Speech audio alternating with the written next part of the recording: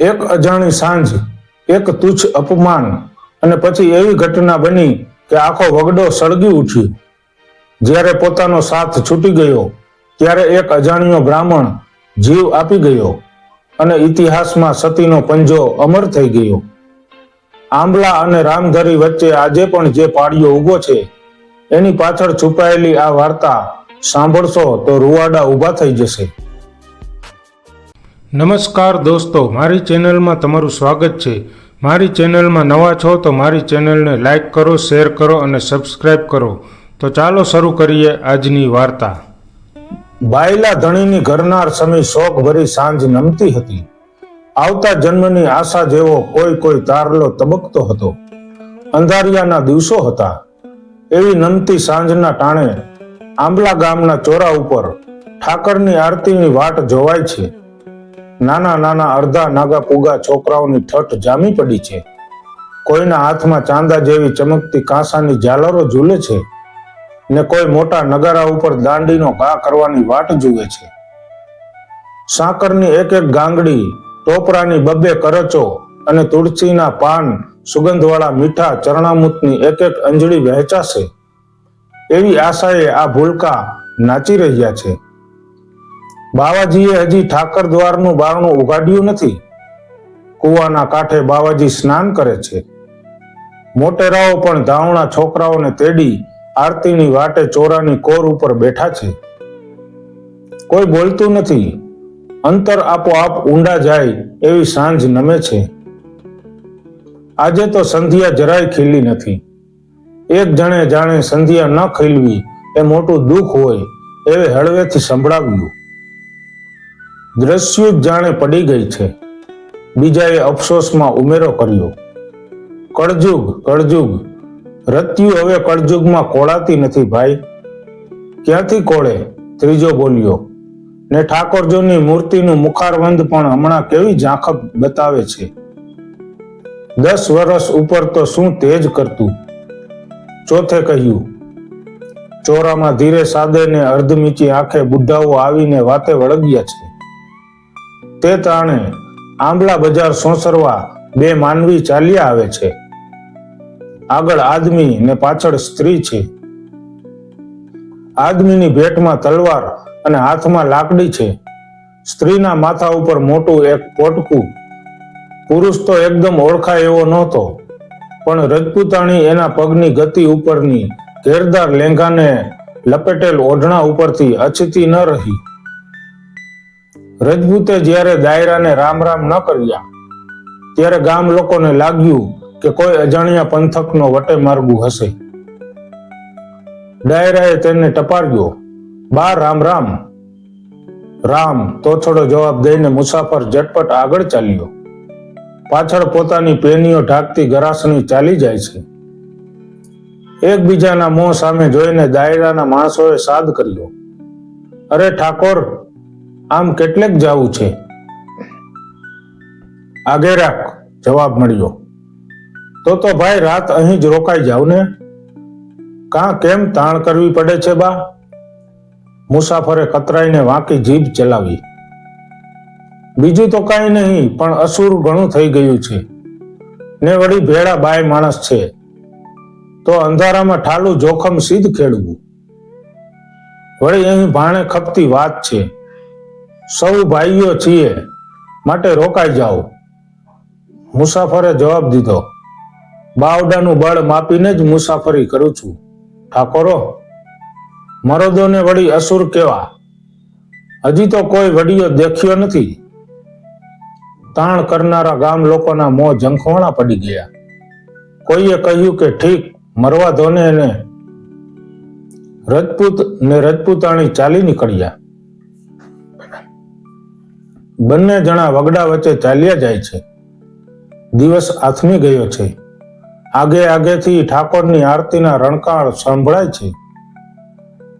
ભૂતાવળો નાચવા નીકળી હોય એમ દૂરના ગામડાના ઝુંડમાં દીવા ઝબકવા લાગ્યા. અંધારે જાણે કંઈક દેખતા હોય અને વાચા વાપરીને એ દીઠેલાની વાત સમજાવવા મથતા હોય તેમ પાદરના કૂતરા ભસી રહ્યા છે.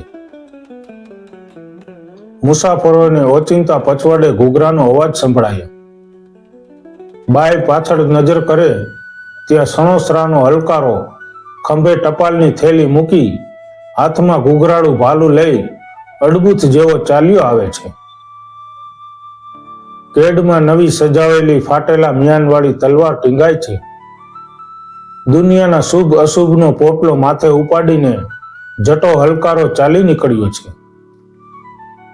કેટલાય પરદેશ ગયેલા દીકરાની ડોસીઓ અને કેટલાય દરિયો ખેડતા ધણીઓની ધણિયાણીઓ મહિને 6 મહિને કાગળના કટકાની વાટ જોતી જાગતી હશે એવી સમજણથી નહીં, પણ મોડું થશે તો પગાર કપાશે એવી બીકથી જટો હલકારો દોડતો જાય છે. ભાલાના ઘૂઘરા એની અંધારી એકાંતના ભેરુબંધ બન્યા છે. જોતા જોતમાં જટો પછવાડે ચાલતી રજપૂરણાની લગોલગ થઈ ગયો. 2 જણાને પૂછપરછ થઈ. બાઈનું પિયર સણોસરામાં હતું એટલે જટાને સણોસરાથી આવતો જોઈ માવતરના સમાચાર પૂછવા લાગી. પિયરને ગામથી આવનારો અજાણ્યો પુરુષ પણ સ્ત્રી જાતને મન સગા ભાઈ જેવો લાગે છે. વાત કરતા કરતા 2 જણા સાથે ચાલવા લાગ્યા. રજપૂત થોડા કદમ આગળ ચાલતો હતો. રજપૂતાણીને જરા છેટી પડેલી જોઈ એણે પાછળ જોયું. પરપુરુષ સાથે વાતો કરતી સ્ત્રીને 2-4 આકરા વેણ કહી ધમકાવી નાખી. બાઈએ કહ્યું, મારા પિયરનો હલકારો છે, મારો ભાઈ છે. હવે ભાળ્યો તારો ભાઈ, છાની માની ચાલી આવો. અને મહારાજ તમે પણ જરા માણસ ઓળખતા જાઓ એમ કહી રજપૂતે જટાને તડકાવ્યો. ભલે બાપા એમ કહી જટાએ પોતાનો વેગ ધીમો પાડ્યો. એક ખેતરનું છેટું રાખીને જટો ચાલવા લાગ્યો. જ્યાં રજપૂતનું જોડલું અઘેરક નહેરમાં ઉતરે છે ત્યાં તો એક સામટા 12 જણાએ પડકારો કર્યો કે ખબરદાર, તલવાર નાખી દેજે. રજપૂતના મોંમાંથી 2-4 ગાળો નીકળી ગઈ, પણ મ્યાનમાંથી તલવાર નીકળી ન શકી. વાટ જોઈને બેઠેલા આંબલા ગામના કોળીઓએ આવીને એને રાંઢવાથી બાંધ્યો. બાંધીને દૂર ગબડાવી દીધો. એ બાઈ, ઘરેણા ઉતારવા માંડ. લૂંટારાએ બાઈને કહ્યું. અનાથ રજપૂતાણીએ અંગ ઉપરથી એક દાગીના કાઢવાનું શરૂ કર્યું. એના હાથ, પગ, છાતી વગેરે અંગો ઉઘાડા પડવા લાગ્યા. એની ઘાટેલી નમણી કાયાએ કોળીઓની આંખોમાં કામનાના ભડકા જગાવ્યા. જુવાન કોળીઓએ પહેલા તો જીભની મસ્કરી શરૂ કરી. બાઈ શાંત રહી, પણ જ્યારે કોળીઓ એના અંગને ચાળો કરવા નજીક આવવા લાગ્યા ત્યારે ઝેરીલી નાગણની જેમ ફૂફાડો મારીને રજપૂતાણી ખડી થઈ ગઈ. અલિયા પછાડો ઈ સતીની પૂંછડીને, કોળીઓએ અવાજ કર્યો. અંધારામાં બાઈએ આકાશ સામું જોયું. ત્યાં જટાના ઘૂઘરા ઘમક્યા. એ જટાભાઈ, બાઈએ ચીસ પાડી, દોડજે, ખબરદાર એલા, કોણ છે ત્યાં? એવો પડકારો કરતો જટો તલવાર ખેંચીને જઈ પહોંચ્યો. 12 કોડીની લાકડી લઈને જટા ઉપર તૂટી પડ્યા. જટાએ તલવાર ચલાવી, 7 કોડીના પ્રાણ લીધા. પોતાને માથે લાકડીઓના મેં વર્ષે છે, પણ જટાને એ ઘડીએ ઘા કળાયા નહીં. બાઈએ બુમરાણ કરી મૂક્યું.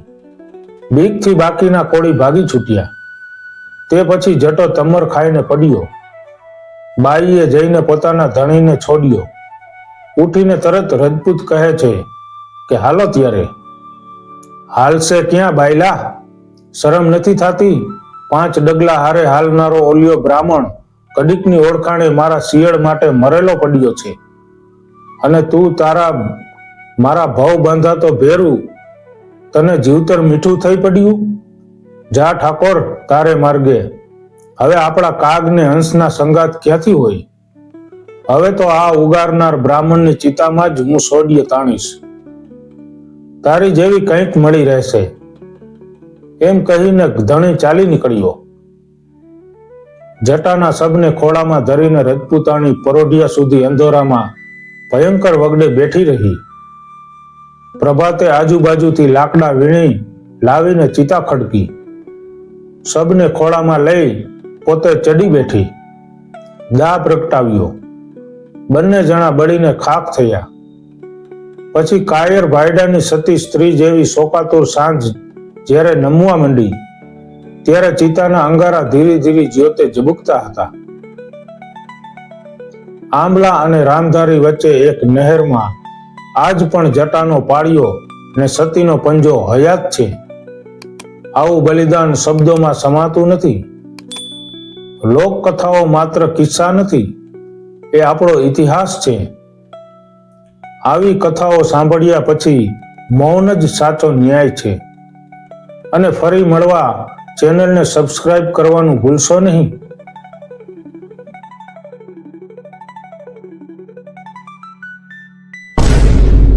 આ વિડીયો તમને ગમ્યો હોય તો મારી ચેનલને લાઈક કરો, શેર કરો અને સબસ્ક્રાઇબ કરો.